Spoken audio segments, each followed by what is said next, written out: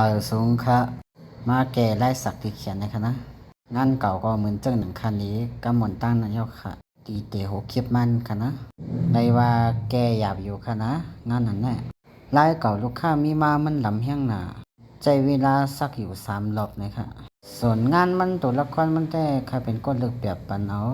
ย้อนไปว่าบางทีมาพอลูกค้าเลือกมาไหนมันสามารถทับไหลมันตีมีค่ะนะส่วนมากพอเป็นงานแกคติเสนองานปันเอาเพราะว่ามันทับไหลมาในเฮาสักกว่าก็ตีไล่โคโลขึ้นมันเก่าไว้ค่ะนะงานนั้นเนี่ยก็ออกมาหลีเต้ๆค่ะไปด้วยตอนจบเข้มคณะค่ะที่ถ่ายไว้สักกว่า3 วันในหลอกออกมาแคมเต้ๆค่ะนะแผลมันส่วนนั้นได้มือมันไปล็อกค่ะนะฝากติดตามจอมพองค่ะเนาะหรือค่ะที่เฮ็ดคลิปใหม่ๆออกมาปันแต่ก็เขาเลยหันเดี๋ยวเพียนไปไล่สักในค่ะนะ